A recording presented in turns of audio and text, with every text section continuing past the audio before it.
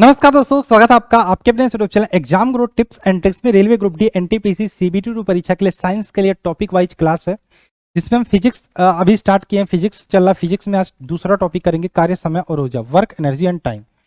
पहले क्लास में यूनिट हमने पढ़ा था, तो इसमें 30 क्वेश्चन किए हैं, इसमें भी हम 30 क्वेश्चन करेंगे। बहुत इंपॉर्टेंट है, जो भी क्वेश्चन है इसको याद कर लेना, लर्न कर लेना, गोल के पी जाना। न्यूमेरिकल भी हम साथ लेके चलेंगे, जो सिंपल वाले होंगे, अच्छे वाले न्यूमेरिकल होंगे, जिनसे आपके प्रश्न बन सकते हैं। एक्सप्लेन करते हुए चलेंगे धीरे धीरे। जिन क्वेश्चंस को लग रहा है मुझे एक्सप्लेन करना चाहिए, उनको मैं एक्सप्लेन कर दूंगा, बाकी मैं वैसे डायरेक्ट कराते हुए चलेंगे, ठीक है। तो आप सभी लोगों से निवेदन है, भाई बहुत सारे लोग ऐसे हैं जो चैनल को सब्सक्राइब नहीं किए, आते हैं वीडियो देख के चले जाते हैं, तो उन लोगों से निवेदन है, रिक्वेस्ट है, भाई चैनल को सब्सक्राइब भी कर लो, बेल का आइकन क्लिक कर लो, जिससे जो भी वीडियो है नोटिफिकेशन मिलते रहे। टेलीग्राम ग्रुप हमारा जरूर ज्वाइन करो, जिसका लिंक डिस्क्रिप्शन में मिल जाएगा। अब आप साइंस पढ़ ही रहे हो, तो साइंस के लिए हमारे कंप्लीट पीडीएफ है, इसको लेके भी रट डालो, इससे भी आपको बहुत सारा बेनिफिट होगा। पीडीएफ प्लस क्लास मतलब रामबाण। पीडीएफ है 500 को 5000 क्वेश्चंस का, मैथ का 500 क्वेश्चन का गेस्ट पेपर का पीडीएफ, इसको भी लेके पढ़ सकते हो। टेलीग्राम ग्रुप आप जरूर ज्वाइन करना, इसका भी लिंक डिस्क्रिप्शन में मिल जाएगा। इंस्टा पे फॉलो कर सकते हो कुछ पूछने के लिए, ठीक। तो इसी क्रम में आइए, वर्क एनर्जी टाइम का पहला क्वेश्चन आपके सामने स्क्रीन पर रहा। पहला क्वेश्चन है, गतिज ऊर्जा और स्थितिज ऊर्जा का सम्मिलित रूप से क्या बोलते हैं। देखो, वर्क एनर्जी टाइम में भी न्यूमेरिकल आते हैं, तो इसमें न्यूमेरिकल आपको कुछ चीजें याद रखनी है। सबसे पहले गतिज ऊर्जा यानी कि काइनेटिक एनर्जी का फॉर्मूला क्या होता है, हाफ mv², जहां यम द्रव्यमान v वेग है। स्थितिज ऊर्जा यानी कि पोटेंशियल एनर्जी की बात करें, इसका फॉर्मूला क्या होता है, आपका होता है mgh, ठीक। आपका संवेग पूछा जाता है, संवेग क्या होता है, संवेग p बराबर रहता है m इंटू वी। आपसे पूछा जाता है गतिज ऊर्जा और संवेग में संबंध क्या होता है, तो ये होता है p²/2m। ये कैसे आया p²/2m, अभी हम आगे देखेंगे जब इसका क्वेश्चन से हमारा सामना हो। ये चीजें याद रखना, पहली बात।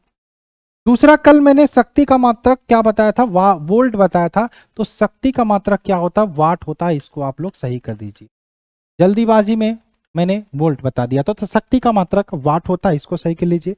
इसके बाद 1 वाट घंटा बराबर किसके बराबर होता है, 1 वाट घंटा, 1 वाट घंटा बराबर होता है 3600 जूल के, 3600 जूल के बराबर होता है 1 वाट घंटा, ठीक।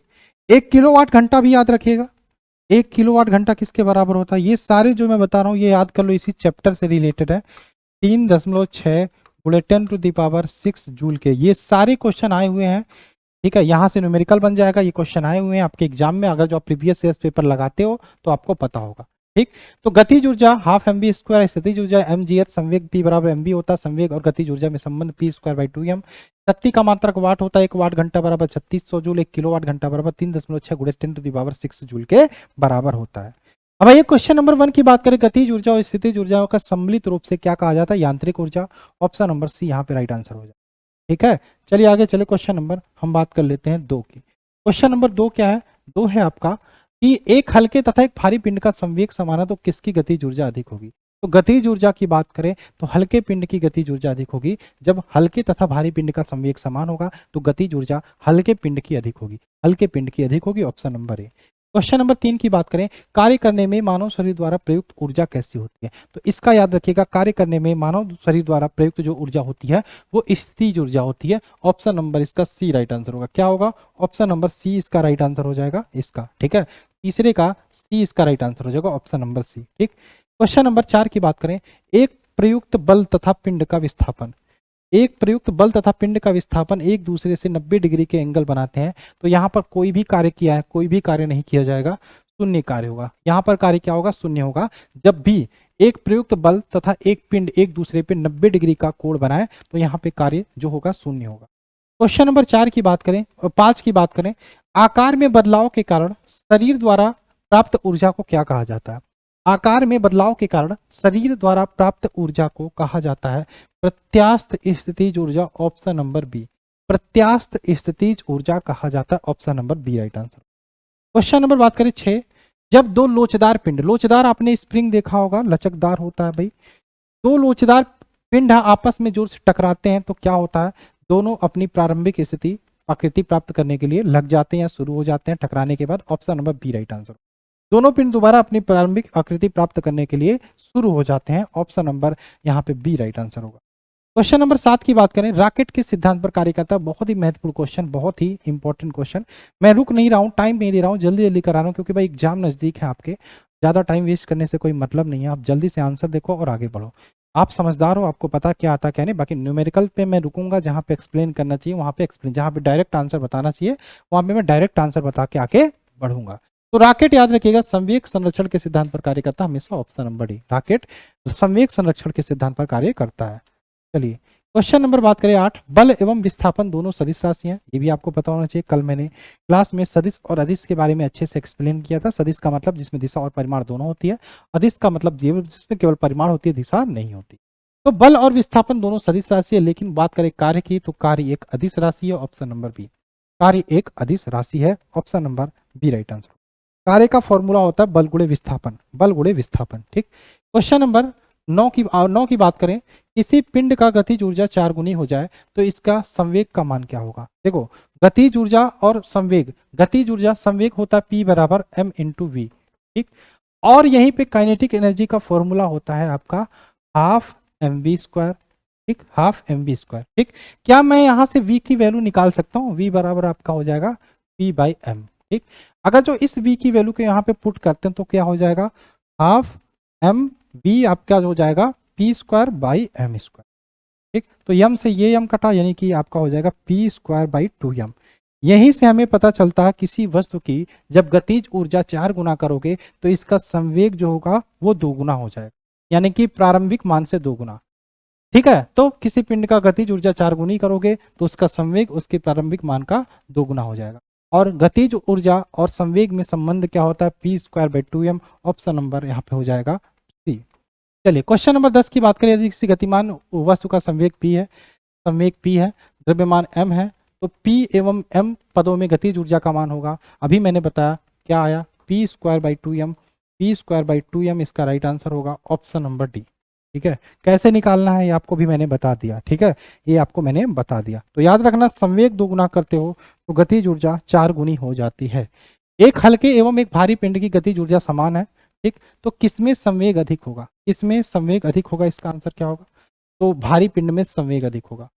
ठीक है, जब गतिज ऊर्जा किसमें होता तो हल्के पिंड में अधिक होगा, और संवेग किसमें अधिक होगा, भारी पिंड में अधिक होगा, option number A. Question number 12 की बात करें, 12 क्या है, 20 न्यूटन का एक बल, 20 न्यूटन का एक बल यानी कि F बराबर 20 न्यूटन। ठीक, 2 मीटर विस्थापित कर देता है, यानी कि यस बराबर किसी वस्तु को 2 मीटर विस्थापित कर देता है, और 20 जूल कार्य करता है, यानी कि W बराबर 20 जूल कार्य करता है। तो आपसे बल और विस्थापन के बीच एंगल पूछा है, कोण पूछा है। आपको पता होना चाहिए W बराबर होता है F into yes cos theta. ठीक, तो कॉस थीटा यहां से निकाल सकते हो, W का मान पुट करोगे 20, F का मान पुट करोगे 20, S का मान 2 कॉस थीटा। ठीक, यहां से देखो 20 से 20 काटा, कॉस थीटा बराबर हो गया 1/2, और थीटा में किसकी वैल्यू कॉस में 1/2 होती है 60 डिग्री की, तो यहाँ पे जो एंगल निकल के आ गया 60 degree, option number A right answer हो जाएगा। किसी को कोई दिक्कत हुई हो, कोई परेशानी हुई, कोई समस्या हुई तो कमेंट बॉक्स हमेशा आपके लिए ऑलरेडी ओपन है, तो यहाँ पे कमेंट करके आप हमसे पूछ सकते हो। क्वेश्चन नंबर बात करें 13, किसी वस्तु द्वारा किया गया कार्य 56 जूल है, तो उस पर लगाया गया बल 7 न्यूटन है, तो विस्थापन कुछ नहीं करना, विस्थापन ज्ञात करना है। विस्थापन ज्ञात करना है, W बराबर F इंटू एस होता है, W बराबर F इंटू एस होता है, यस आपको निकालना है, तो S बराबर W बाई F होता है। तो W आपका दिया है 56 और F आपका दिया है बल 7 न्यूटन, तो 7/56 यानी कि 8 मीटर हो जाएगा विस्थापन, ऑप्शन नंबर सी। 8 मीटर हो जाएगा विस्थापन, यहाँ पे ऑप्शन नंबर सी। इसी प्रकार के न्यूमेरिकल आपसे ग्रुप डी में आएंगे, और जब आएगा, जब आप लगाए रहोगे तभी आप लगा पाओगे, नहीं तो फिर कहोगे सर जी ये मुझे नहीं आता। क्वेश्चन नंबर 14 की बात करें, न्यूटन मीटर किसकी इकाई है, तो न्यूटन मीटर कार्य की इकाई होती है, ऑप्शन नंबर डी, कार्य की इकाई होती है न्यूटन मीटर। ठीक, क्वेश्चन नंबर 15 की बात करें, 5 मीटर पर सेकंड की गति से 22 किलोग्राम वजन वाले वस्तु की गतिज ऊर्जा काइनेटिक एनर्जी का फॉर्मूला होता है हाफ एम वी स्क्वायर है। यम कितना दिया है 22, वी कितना दिया है 5, 5 गुणे 5। ठीक, ये काटोगे 11 बार में, 11 पचे 55, और 55 गुणे 5 यानी कि 275 joule, option number A 275 joule, option number A यहाँ पे इसका राइट आंसर हो जाएगा 275 जूल। क्वेश्चन नंबर बात करें 16, 16 क्या है, किसी वस्तु की गतिज ऊर्जा 120 जूल है, 120 जूल है। ठीक है, और इसका द्रव्यमान 15 किलोग्राम है, तो वेग ज्ञात करना है। गतिज ऊर्जा का फॉर्मूला होता है half M V square, half M V square. गतिज ऊर्जा दिया है 120 जूल, ठीक, बराबर हाफ m कितना दिया है, m दिया है 15 और v स्क्वायर निकालना है। चलिए भाई इसको सॉल्व करते हैं। इसका मल्टीप्लाई करोगे 240 बट्टे 15 कर दोगे, ठीक, बराबर v स्क्वायर, 15 करने में 15, 15 छक्का 90, v स्क्वायर बराबर 16 आ गया, v स्क्वायर बराबर 16 और v बराबर हो जाएगा 4। ऑप्शन नंबर क्या हो जाएगा, वे 4 मीटर पर, क्या 4 मीटर पर सेकंड, क्या होगा इसका आंसर बताइए, 4 मीटर पर सेकंड, यानी कि ऑप्शन नंबर बी। चलिए क्वेश्चन नंबर बात करें 17। 17 क्या है, गतिशील, एक गतिशील ट्रक तथा एक कार समान गतिज ऊर्जा के साथ गतिशील हैं, उन्हें रोकने के लिए अगर बल प्रयुक्त किया जाता है तो क्या होगा, बताइए क्या होगा। उन्हें रोकने के लिए अगर बल प्रयुक्त किया जाता है तो दोनों ही ठहरने से, पूरी याद रखिएगा, एक समान दूरी तय करेंगे, ऑप्शन नंबर सी, ठीक।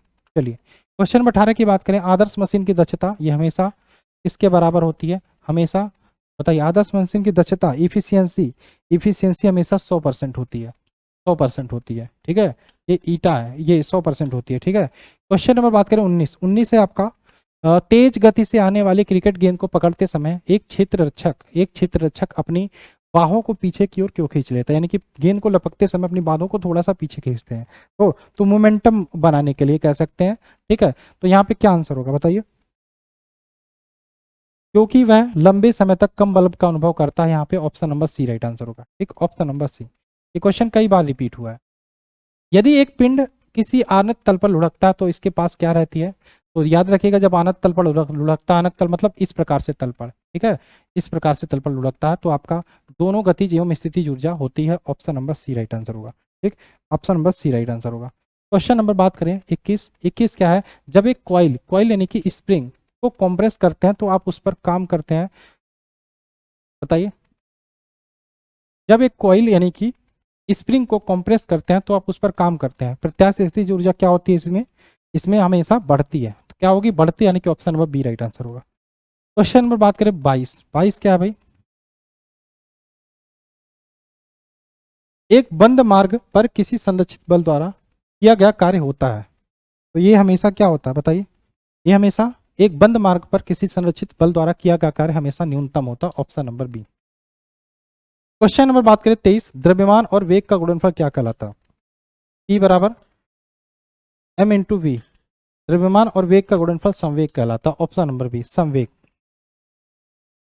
24 की बात करें, 24 क्या है, 24 है आपका, किसी गतिशील पिंड का वेग आधा करने पर उसकी गतिज ऊर्जा क्या हो जाएगी, गतिशील वेग आधा कर रहे हो तो उसकी गतिज ऊर्जा चौगुनी हो जाएगी, चौगुनी, option number B right answer होगा, चौगुनी।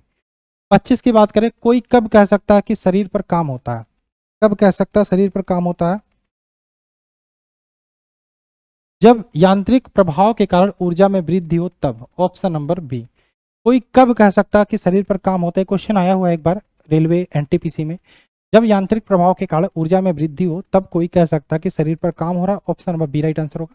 26 की बात करें, जब बल वस्तु की गति की दिशा में कार्य करता है तो किया गया कार्य क्या होता है, जब बल वस्तु की गति की दिशा में कार्य करता है तब किया गया कार्य क्या होता है, यह हमेशा धनात्मक होता है, यानी कि ऑप्शन नंबर यहाँ पे ए वाला राइट आंसर होगा, ऑप्शन नंबर ए धनात्मक होता है, ठीक। चलिए क्वेश्चन नंबर बात करें 27। 27 क्या है, निम्न में से ऊर्जा का प्रकार है, कौन सा ऊर्जा का प्रकार है, यांत्रिक ऊर्जा, रासायनिक ऊर्जा, प्रकाश ऊर्जा, तो याद रखिएगा कौन सा ऊर्जा का प्रकार है, यांत्रिक ऊर्जा, ये सभी ऊर्जा के प्रकार है। तो आप सभी को पता होगा कि डायनमो का काम क्या था, डायनमो हमारा यांत्रिक ऊर्जा को विद्युत ऊर्जा में परिवर्तित करने का काम करता है, ठीक।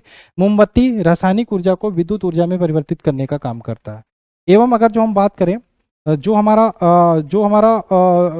सितार होता है वो यांत्रिक ऊर्जा को ध्वनि ऊर्जा में, सोलर सेल सौर ऊर्जा को विद्युत ऊर्जा में, ठीक है, ट्यूबलाइट विद्युत ऊर्जा को प्रकाश ऊर्जा में परिवर्तित करने का काम करता है, विद्युत मोटर विद्युत ऊर्जा को यांत्रिक ऊर्जा में परिवर्तित करने का काम करता है, ठीक है। तो ये सारी चीजें आपको पता होगी, उपयुक्त सभी ऊर्जा के प्रकार है।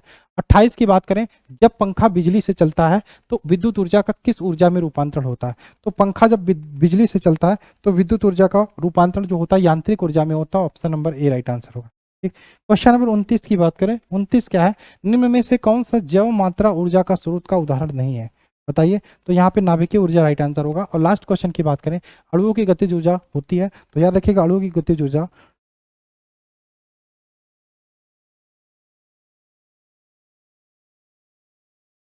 गैस में ठोस की अपेक्षा अधिक होती है, ऑप्शन नंबर सी। तो ये थी आज की क्लास साइंस की। कल हम नया चैप्टर करेंगे गुरुत्वाकर्षण। गुरुत्वाकर्षण, गुरुत्वाकर्षण यानी कि ग्रेविटेशन, ग्रेविटेशन। तो तैयार रहिएगा, आप लोग पढ़ के आइएगा। और आई होप आपको ये क्लास अच्छी लगी हो। तो अच्छी लगी हो लाइक करना, चैनल को सब्सक्राइब करना मत भूलना। मिलते हैं इस क्लास में। बाय बाय, जय हिंद, जय भारत।